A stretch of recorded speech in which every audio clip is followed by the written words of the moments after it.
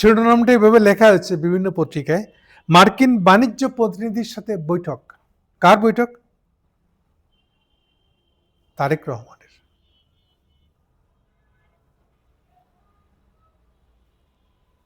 কেউ কেউ আরেকটু আগিয়ে লিখেছে, সরকারের আলোচনায় সমর্থন জানিয়ে তারেক রহমানের বৈঠক। সরকারের আলোচনায় মানে আচ্ছা একটু ভেঙে বলি জিনিস, ইস্যুটা কি? ইস্যুটা হচ্ছে যে, আচ্ছা ডেইলি স্টার হেডিংটা খালি পড়ে নি। ডেইলি স্টার হেডিং হলো, তারেক রহমানের সঙ্গে যুক্তরাষ্ট্রের বাণিজ্য প্রতিনিধির ভার্চুয়াল বৈঠক। ঢাকায় আসেনি তারা, ফিজিক্যালি তারেকের সাথে দেখা করে তারা বৈঠক করছেন, বিষয়টা তা নয়, তবে এরকম একটা বৈঠক হচ্ছে। প্রথম কথা হলো, আমাদের এখানে মিডিয়া মানে সাংঘাতিক, কি বলবো, বেয়ারা মিডিয়া, যেটা আদৌ কোনো জার্নালিজমের ন্যূনতম কোনো নীতি মানে এমন কোনো মিডিয়া এটা না। বিশেষ করে প্রিন্ট মিডিয়াগুলো তো আরও মারাত্মক। ওকে, এই খবরটা এভাবে প্রেজেন্ট করলো কেন? এটা শিওর না হইতে পারলো কেন? এভাবে যদি বলি, এটা তো থার্ড ফোর্থ ক্যাটাগরিতে থাকতে পারত। টপ আজকের পত্রিকায় দেখবেন, প্রথম হলো উত্তরা এক বাসায় আগুন লাগছে কোথায় জানি, আর সেকেন্ড খবর হলো এটা। তো এটা কেন দেওয়া হয়েছে? হাই ফুটলো কেন? হাই ফুটের পিছনে মূল কারণ হলো, আমাদের এখানে এই পত্রিকাগুলা একটা আইডিয়া ছড়া রাখছে। সে আইডিয়াটা হলো, বাংলাদেশের সব কিছু আমেরিকা নিয়ন্ত্রণ করে, বাংলাদেশের সমস্ত কিছু চীনারা নিয়ন্ত্রণ করে, বাংলাদেশের সমস্ত কিছু ইন্ডিয়ানরা নিয়ন্ত্রণ করে। ইন্ডিয়া আর আমেরিকারটা বেশি, এই আমেরিকা আসতেছে, এই ভয়দার দেখিয়ে আবার ইন্ডিয়ান দালালগুলা মিডিয়ার উপরে খবরদারি করে। মানে মিডিয়াকে দিয়ে যে ভাষ্যটা প্রচার করে, তা বলে ইন্ডিয়া আসতেছে কেন? বুঝো না, ইন্ডিয়ার পিছনে আমেরিকা আছে, আমেরিকাকে ম্যানেজ করতে পারে ইন্ডিয়া, বুঝছো? ফলে আমাদেরকে আমেরিকানদের থাপ্পড় টাপ্পড় খাইতে যদি না চাও, তাহলে ইন্ডিয়ার কাছে যাও, ওই তোমাদেরকে আমেরিকার হাত থেকে বাঁচাবে। সো এই হলো প্রো ইন্ডিয়ান যেগুলো দালাল মিডিয়া আছে, এগুলো সবচেয়ে বেশি আসলে এদের এই হলো ভাষ্য, এই হলো তাদের কাজ করার লাইন। সেই যুক্তিতে তারা একটা কিছু দেখলেই আমেরিকানদের সাথে কিছু একটা হচ্ছে বাংলাদেশে। দেখেন ইস্যুটা কিন্তু এখানে আমেরিকানদের সাথে বাংলাদেশের রাজনৈতিক দলের একটা আলাপের বিষয়, কিন্তু এটাকে তারা প্রেজেন্ট করতেছে এমন ভাবে, আমেরিকানরা ধমক দিয়েছে কাকে? আচ্ছা তাও এটা আবার সরকারের সাথে আলোচনা না, কিন্তু এই আলোচনাটা হচ্ছে তারেক রহমানের সাথে।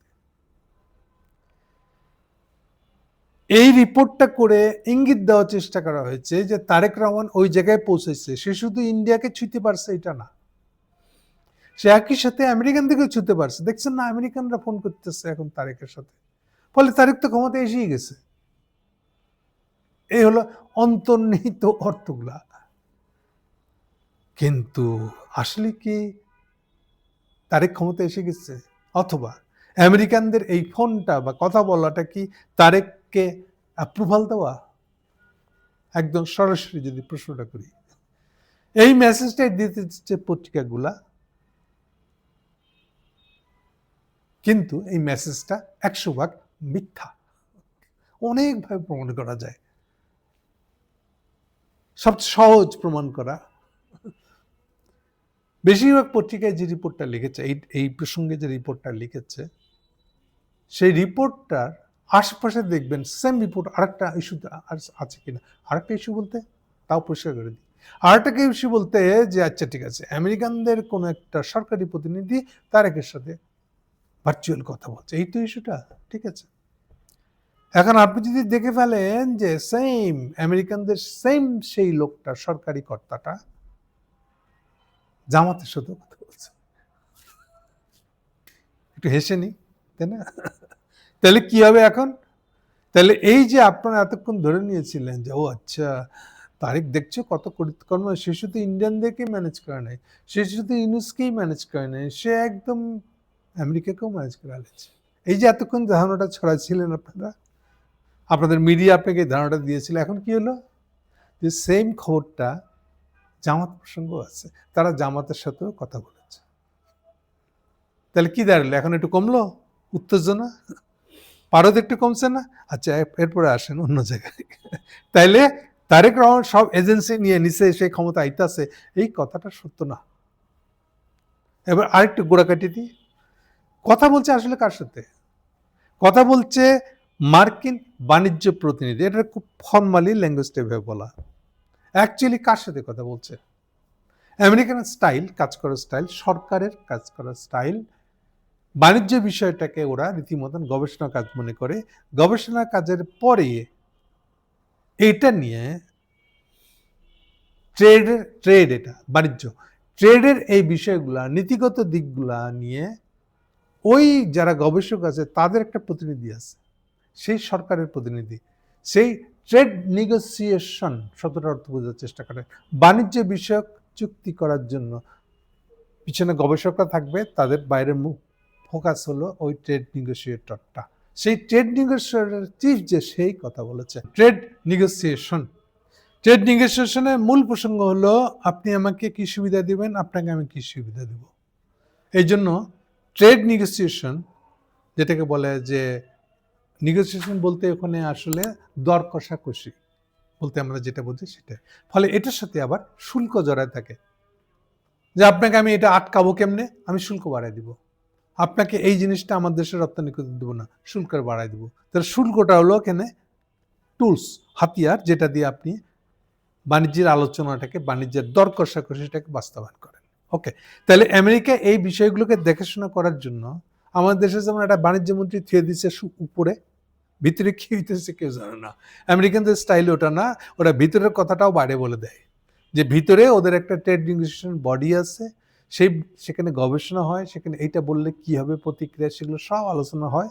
ফাইনালি ট্রাম্প সাহেব বা প্রেসিডেন্ট সাহেব যেটা বলে দেয় সেই অনুযায়ী তারা অ্যাক্ট করে।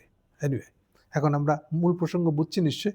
তাহলে ওরা আসলে কি করতে গেছিল দেখেন, প্রথম কথা হলো না তারেক শিহাব না জামাতে ইসলামে কেউই এখনই ক্ষমতায় চলে গেছে, তারা কেউ সরকারের কেউ না, বা আগামী সরকারেরও কেউ না। আগামী সরকার কি হবে কেউ জানি না আমরা।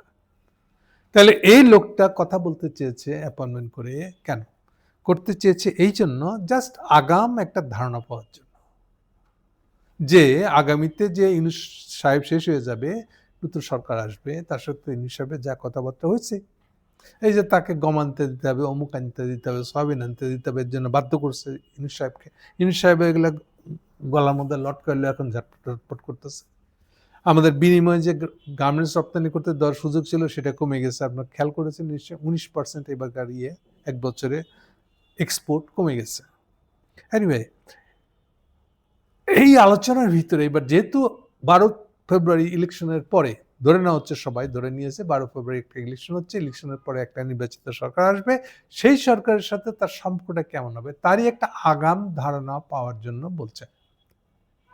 আগাম ধারণা কেন আরেকটু স্পষ্ট করে দিই, শব্দটা ইউজ করেছে আজকের পত্রিকার মধ্যে আছে, দেখবেন লেখা আছে, ওই লোক বলতেছে আমার এটা পার্সোনাল আলাপ। আপনার পার্সোনাল বলতে যেরকম আমাদের সব পার্সোনাল, আপনার বউ খাইছে কিনা এগুলো আলাপ করে, যে না তা না, পার্সোনাল বলতে এটা এখনো সিরিয়াস না, ফর্মাল না, এই জন্য যে তারা কেউই নির্বাচিত না, ওই অর্থে এটা ইনফর্মাল আলাপ। ওকে, তাহলে আগামী দিনে কারা ক্ষমতায় আসতেছে, কাদের সাথে তাদেরকে ডিল করতে হবে, তাদেরও প্রস্তুতির দরকার আছে, এইসব বিষয়ে আলোচনার জন্য তারা তারেককে ফোন করেছে, সাথে জামাতকেও ফোন করেছে। কিন্তু আমাদের এখানে মিডিয়া জিনিসটাকে বানাই দিল কি, মিডিয়া বানাই দিল যে না জামাত করছে কিনা ওটা চেপে গেল, তারেককে করছে, তারেককে করছে, তাহলে কি হবে? এবার ডেইলি স্টারের ইকুয়েশনটা দেখেন, এটা ডেইলি স্টার যে মান্ডা দিতে যাচ্ছে তারেকের সাথে আমেরিকার, তার মানে তো হলো তারেক ইন্ডিয়া আমেরিকা আলাপ হয়ে গেছে, ক্ষমতা এসে গেছে তারেক জিয়া। মানে ডেইলি স্টারে কি লাভ, আমার কি লাভ? ওই হিসেবে বললে ডেইলি স্টার তো ইন্ডিয়ানদের রয়ের পয়সা নিয়ে পত্রিকাটা চালায়, তাহলে তো তারও আবার আগেরকার জীবন ফেরত আসবে, হাসিনার আমলের আমল। খুশি হয়ে উঠে সবাই মিষ্টি খান ডেইলি স্টারের স্টাফ আমাদের আগের দিন ফিরে আসতেছে, যেন বা এই একটা ফুর্তিতে তারা এই রিপোর্টটা লিখে আলেছে। কিন্তু আসলে জিনিসটা কি, জিনিসটা আচ্ছা, বৈঠকে রাষ্ট্রদূত, তাকে রাষ্ট্রদূত হিসেবে দেখানো হয়েছে গ্রিয়ার। বৈঠকে রাষ্ট্রদূত জানান গত সপ্তাহে তিনি ব্যক্তিগত, যে এখানে আমি কপি করে আনছি, আমি ব্যক্তিগত উদ্যোগে প্রেসিডেন্ট ডোনাল্ড ট্রাম্পের সঙ্গে সাক্ষাৎ করেছি এবং বাংলাদেশের পারস্পরিক শুল্ক হ্রাসের বিষয়ে, আচ্ছা ওটা ইয়ের কথা বলছিল, আমাদের NSA, national security adviser Khalil সাহেবের কথা বলতেছে। তিনি ওখানে গেছেন, রাষ্ট্রদূতের সাথে দেখা করেছেন, এইসব প্রসঙ্গে কথা বলছে। তাহলে মূল জিনিসটা কি আর রিপোর্ট হচ্ছে কি, তার মধ্যে ফারাকটা হলো, আশা করি এটা আপনারা বুঝতে পারছেন। আসলে তার মানে ৭ পানির নিচে এখনো। কে জিতবে আমরা জানি না। জামাত জিতবে না তারেক জিতবে, নাকি অন্য কিছু একটা ঘোলাটে কেউ জিতবে, প্রধানমন্ত্রী কে হবে, এগুলো কিছুই জানি না আমরা, কিছু ধারণা নেই আপনার। আর আচ্ছা একটু কথা বলে রাখা ভালো, এরা দুজনেই বা কি বলেছে। এরা বলছে যে ভাই এত বলতে চাইছে আর কি, আমরা এত গবেষণা করি নাই, চিন্তা ভাবনা করি নাই, তো ইনু সাহেব যেটা করছে আমরা কিন্তু ওইটাই কন্টিনিউ করবো, ওইটা হচ্ছে সার কথা। অর্থাৎ এর অর্থ হলো যে আমরা এটা নিয়ে চিন্তা ভাবনা করি নাই, আর এটা নিয়ে কি চিন্তা করবো, কেমনে ভাবতে হয় তাও তো জানি না, তো এটা আমরা দেখবা নি। তখন আপনারা এসে বললেন এমনি এমনি করলে আপনাদের কি লাভ হবে, আমরা দেখবো আপনাদের সাথে বার্গেন টার্গেন কইরা এটা কিছুতে রাজি হন। এই বলে এদের পক্ষ থেকে বোধ তারেক এবং জামাত ইসলাম আমার এই কাজটা করছে। তাদের কোন এক কুতুব আছে ইয়েতে, নিউ ইয়র্কে, তাদের লিগ্যাল প্রতিনিধি হিসেবে, তাদের দলের লোক হিসেবে যাকে মনে করে, তার সাথে তারা আলাপ করেছে। সেও ছিল ওই আলোচনার মধ্যে। এটা জামাত দাবি করেছে যে আমরা সলভ করেছি। ওকে, তার মানে জিনিসটা দাঁড়ালো হলো এই যে এটা এখনো ৭ পানির নিচে, ইলেকশন আগে হয় কিনা, হলে পরে ইলেকশন যদি হয় তাহলে তারপরে কি দাঁড়ায়, তারপরে আমেরিকার সাথে কি হয়। লাস্টে একটা কথা বলে আমি আপনাদের পুরো এতক্ষণ আলোচনা একদিকে সরে দেব। আমি মনে করি না যে আমেরিকানদের সাথে কথা বলে আপনি কোন ধরনের এখানে শুল্ক ছাড় আনতে পারবেন, বা এক কথা বলে আমাদের জন্য বাণিজ্যিক সুবিধা হয় এমন কোনো কিছু আপনি ট্রাম্পের কাছ থেকে বের করে আনতে পারবেন না। সো আপনার জন্য উচিত হবে আগামী বাংলাদেশের উচিত হবে আরো অন্য আর কি সুযোগ আছে আমাদের জন্য সেসব দিকে এক্সপ্লোর করা, বিশেষ করে বাণিজ্য বিষয়ে চীনের সাথে কি কি সুযোগ সুবিধা নেওয়ার সুযোগ আছে সেসব দিকে এক্সপ্লোর করা। মূল তর্কটা হচ্ছে বাংলাদেশের স্বার্থের জন্য যার সাথে আলোচনা করলে আমার লাভ আমি তার সাথে করবো, সেটা চীন হোক কি আমেরিকা হোক কি ইউরোপিয়ান ইউনিয়ন হোক, এই হতে হবে নীতি। কিন্তু এখন আমেরিকার সাথেই করতে হবে এই বলে যদি আপনি একটা দালাল ইউনুস হন, একটা খলিল হন, তাহলে আপনাদের কাটা। Thank you.